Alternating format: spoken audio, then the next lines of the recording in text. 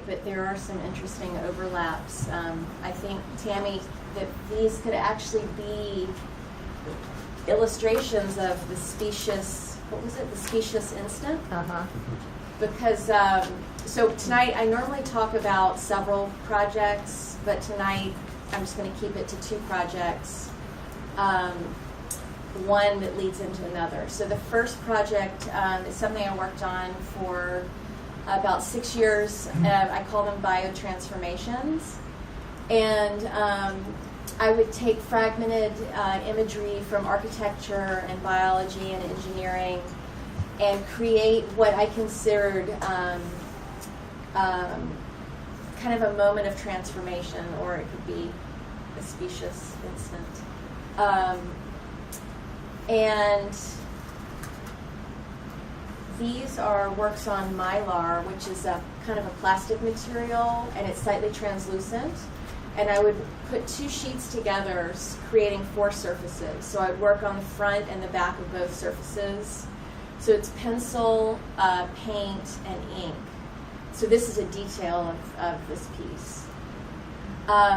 And what I was thinking about during this was, again, this moment of transformation.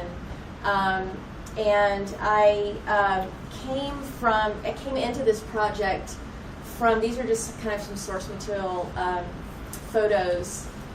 So I came into this project after years of working on pieces basically about the built environment, about the landscape. And I've always been very interested in the landscape that we surround ourselves with. And what that does to our bodies. So how we are expanding, and the depletion of resources that happen, and the epigenetics, to go into what Jonathan was talking about with his Napoleon project, and how that affects our biology. So these are I just am constantly taking photos of the landscape and the built environment, and then creating pieces based on some of those shapes and structures. The pieces all of these are about 3 to 5 feet wide, more or less, and I give them names based on scientific words that I like, but that are actually not related. So things like feastery, or whorl of bracts, which is like a term for plants. This is actually whorl of bracts. And so as I was working on this project for about 6 years, I was getting more and more interested in the genetic side of it, and the idea, the loaded gun theory, where genetics loads the gun and environment pulls the trigger. So I started doing a lot of reading about that, and people would look at the work and they would see kind of more of a macro view. They would see kind of an astronomy, or they might see a more cellular micro view. And I kind of leave that up to the viewer.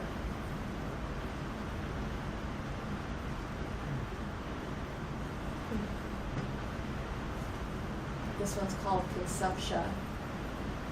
This one's about 6 feet wide. And that's the detail. Can I ask a quick question? Yeah. How are you lighting these?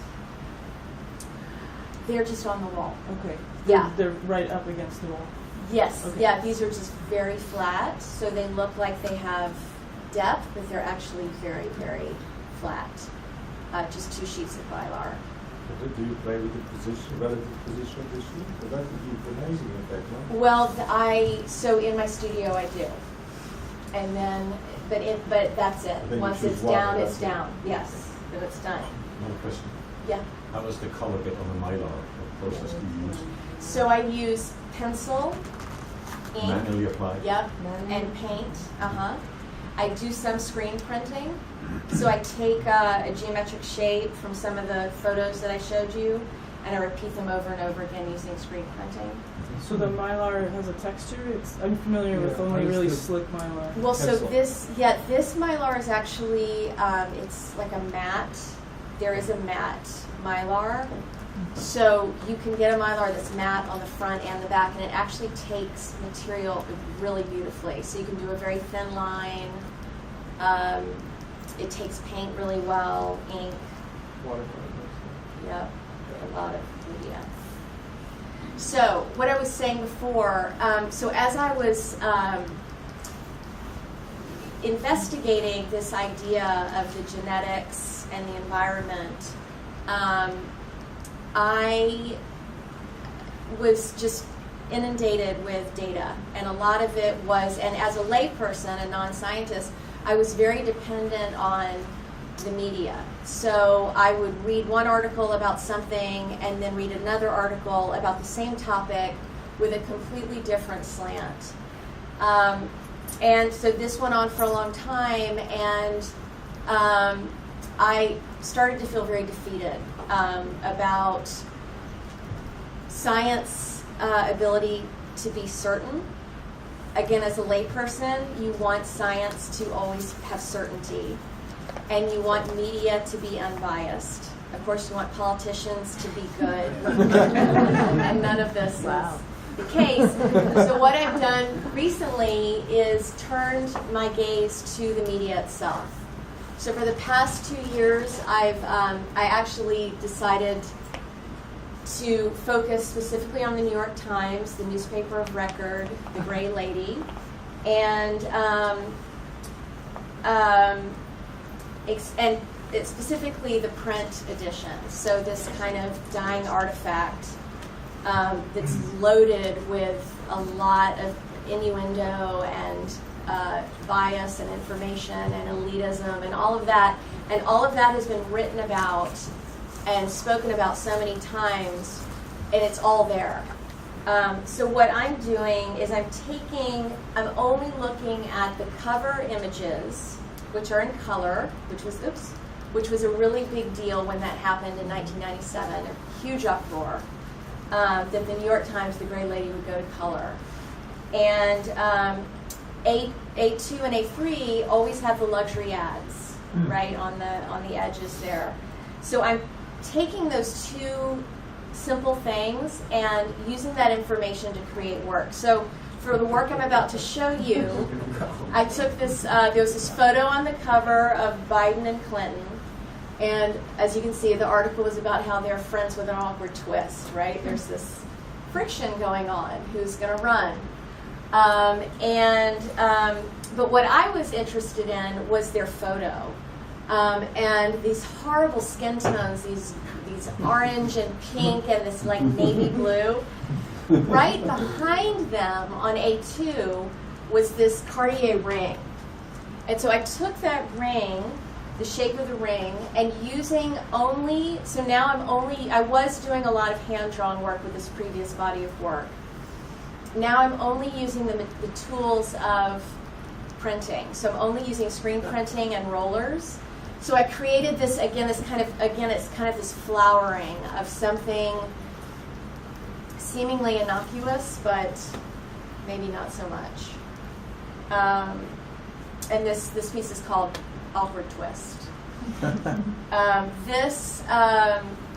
This piece is called Gaza, and it was an image on the front of Gaza, some blood and death involved. And right behind that image was a Tiffany pendant. So I took the Tiffany pendant, repeated it over and over. I'm still using the 2 sheets of the Mylar and the 4 surfaces. This one's called Los Angeles. The same Tiffany pendant is frequently in ads on A2. This one is called Haiti.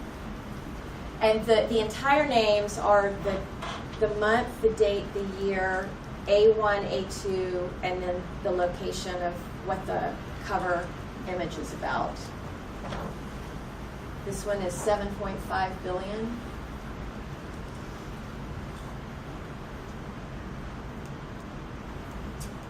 This is drones.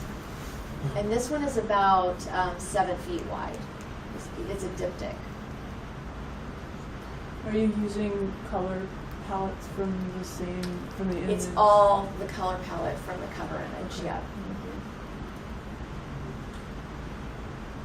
So here's an example of one of the images on the cover. And this is the piece I created. How big is this? This is about 3 by 3 feet. It's on a wood panel. So that is not Mylar? That's not Mylar, yeah. And I also created this piece from that Myanmar Can you piece. back to the photo just for a second? Sure. Oops.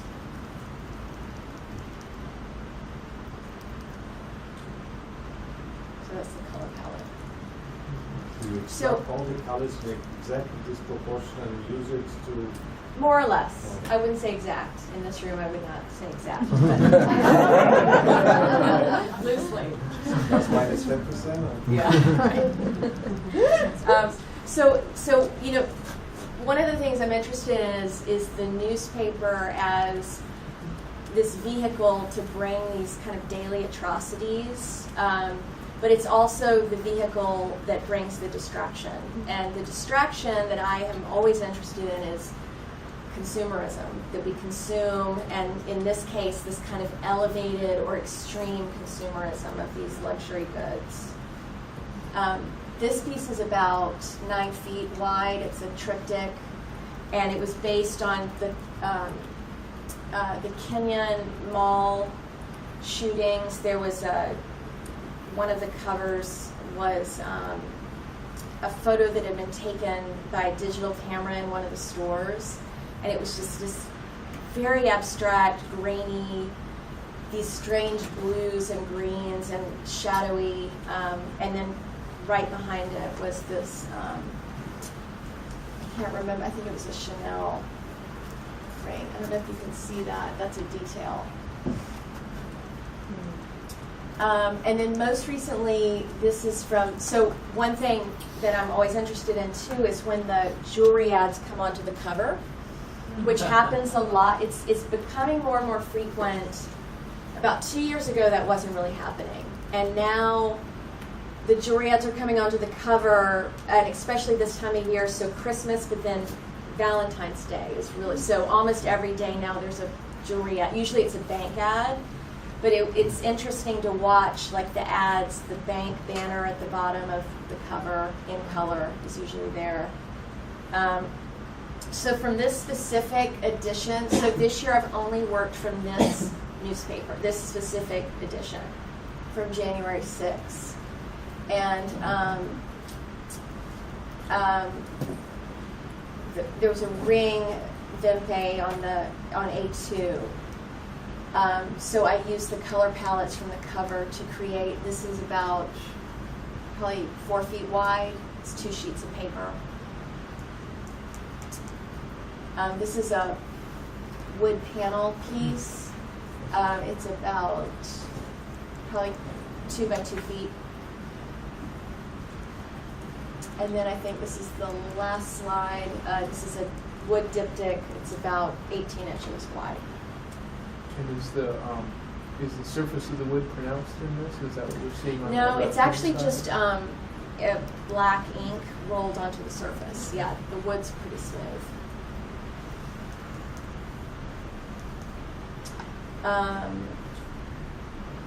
And that's it. That's my last slide.